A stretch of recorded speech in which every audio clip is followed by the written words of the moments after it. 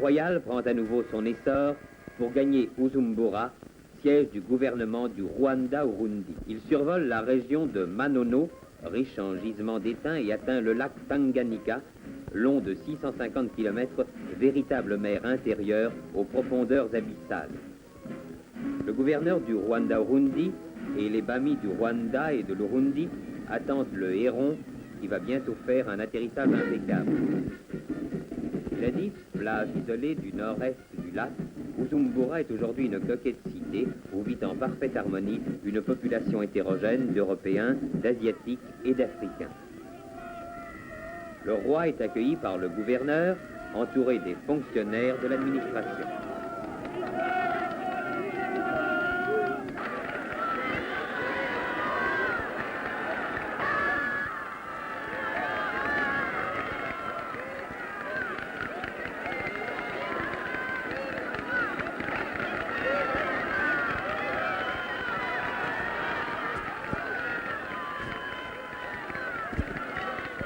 Les notables Barundi expriment leur loyalisme avec la dignité traditionnelle des habitants de ce pays.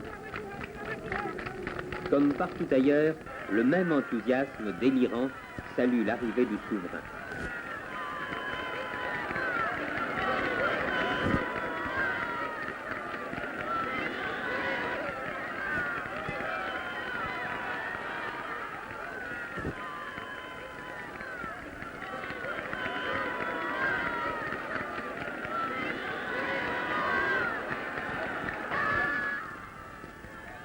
Dans le stade, une élégante foule de notables indigènes attend le roi qui va assister à une grande fête folklorique.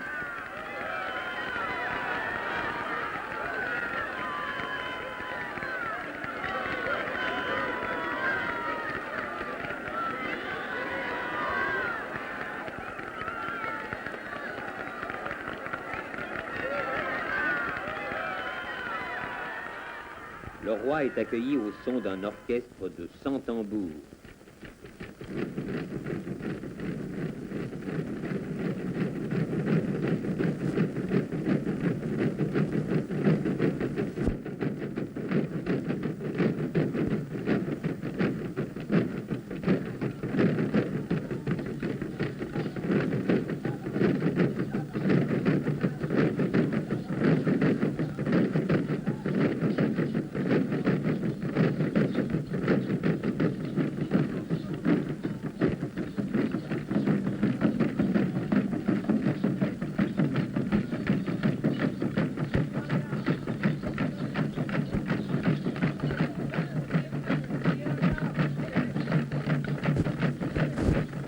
Coiffé d'une couronne en fibres de bananier, paré de peaux de léopard, de baudrier, de perles, le cou orné de coquillages, les guerriers Barundi célèbrent aujourd'hui la venue d'un grand chef.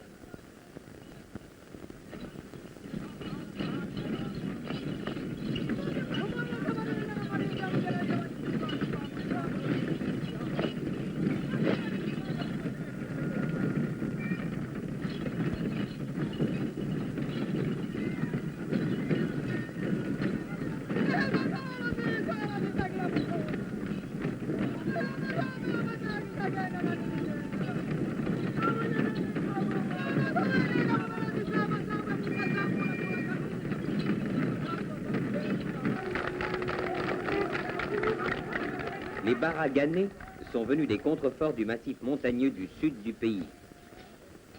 C'est la danse qu'exécutent les jeunes hommes aux environs immédiats de l'habitation de la jeune fille qu'ils désirent épouser. Ayant fait appel à des amis, ils entament ensemble une chorégraphie extrêmement difficile, mettant en valeur les qualités physiques de chacun d'eux. La coiffure de ces danseurs est faite de plumes de différents oiseaux du pays, et au mollet, ils portent des grelots métalliques.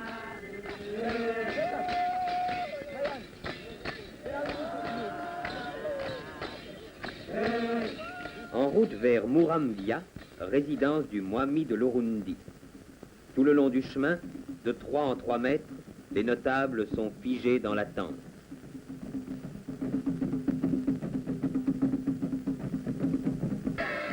Mwambutsa, le Mwami de l'Urundi, attend le roi. Celui-ci va prendre place sous Lingoro, sorte de dôme en roseau qui était construit spécialement pour la circonstance.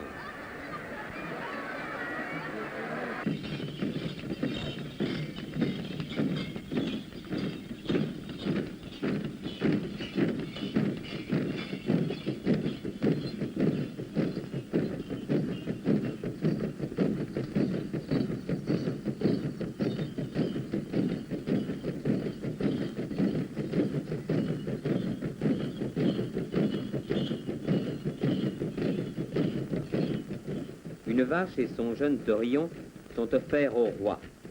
Cérémonie d'hommage sans pareil dans une pure tradition ancestrale et le plus grand honneur que l'on puisse faire à un visiteur de Mars.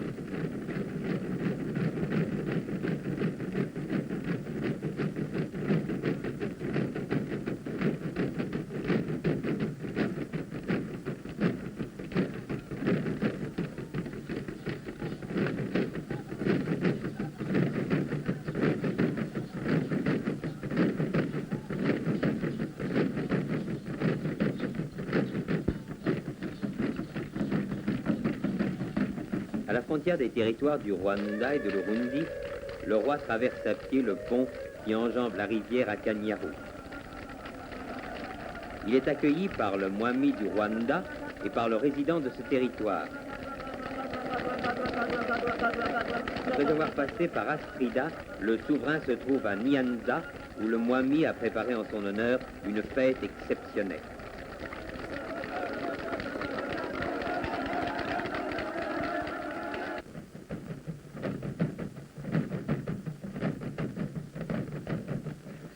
Soyez bienvenus à Rwanda.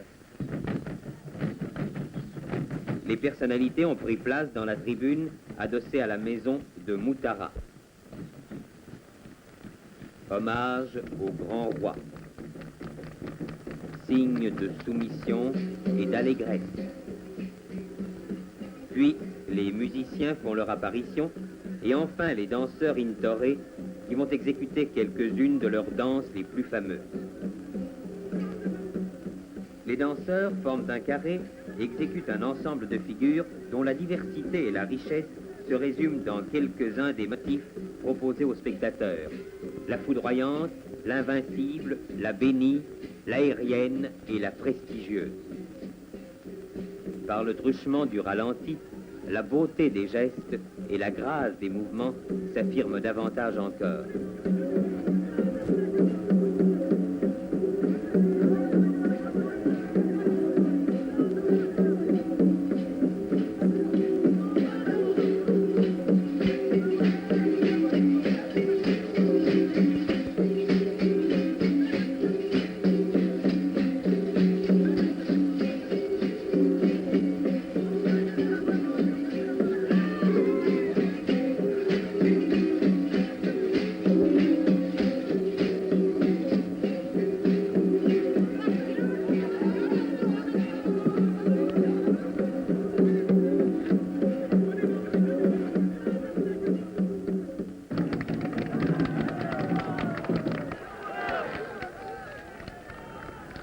La cérémonie s'achève par une démonstration de saut en hauteur exécutée par de splendides athlètes.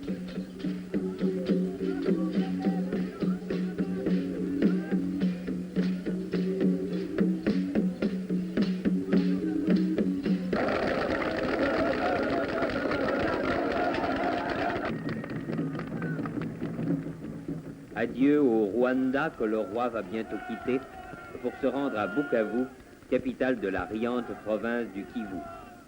Bukavu, une jeune cité déjà importante, une longue agglomération bâtie en bordure du lac avec ses magasins, ses hôtels, ses banques, son athénée, son collège. Et sa cathédrale qui domine un paysage de rêve au climat méditerranéen. Cette région est un perpétuel jardin fleuri. De la route, bordée d'eucalyptus, de cyprès et de chênes argentés, les seigneurs du pays sont échelonnés de 3 en 3 mètres, formant une garde d'honneur tout au long du parcours de la voiture royale.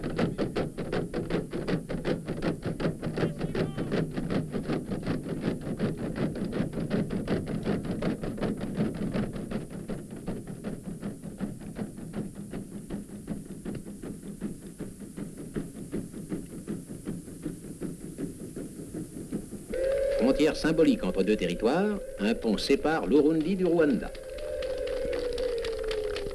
C'est ici que le roi prend congé du Mwami de l'Urundi. Au-delà du pont, le Mwami du Rwanda attend le souverain. Accompagné du gouverneur général du Congo et du gouverneur du Rwanda-Urundi, le roi passe d'un royaume à l'autre. Si, soyez bienvenus dans Rwanda. Sur un bout de route, au fond d'une vallée, le cérémonial de la bienvenue se déroule avec une grande simplicité, toute empreinte de noblesse.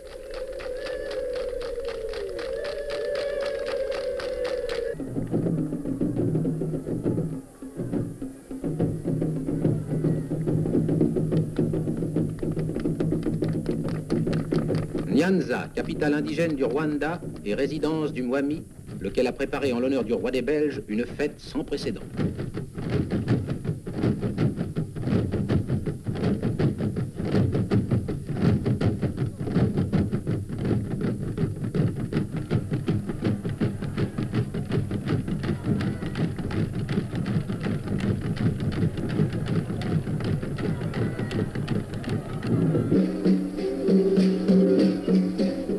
Florilège qui évoquera toute la culture aristocratique du pays, les danseurs, accompagnés des tambours et des olifants, vont exécuter individuellement ou en groupe des danses que l'on appelle l'invincible, la victorieuse, la bénie, la provocatrice, l'aérienne, la prestigieuse, la chatoyante, l'incomparable, la foudroyante.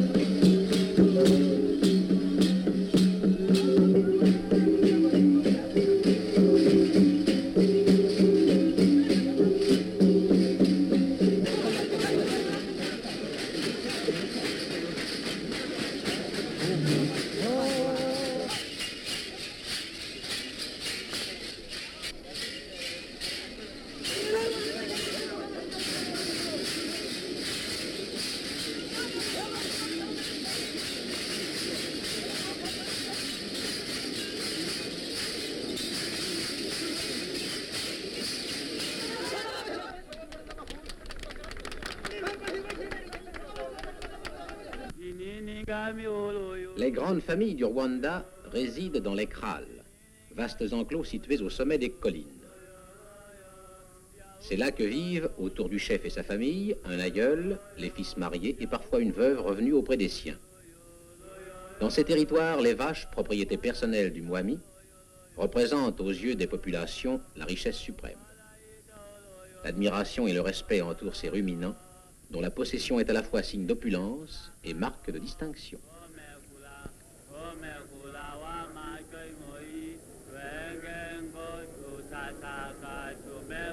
Chaque fois qu'il veut honorer un visiteur, le Mwami du Rwanda lui offre une vache. Mais son témoignage le plus haut de vénération consiste en une vache laitière accompagnée de son veau.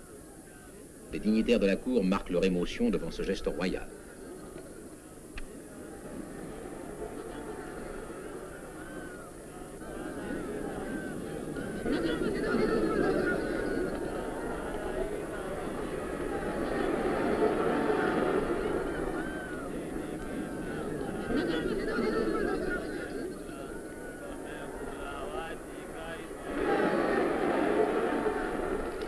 Tout le peuple veut être témoin de cette scène inoubliable. Adieu au Rwanda. Précédé des danseurs et des musiciens, le Mwami reconduit son suzerain qui regagne le Congo.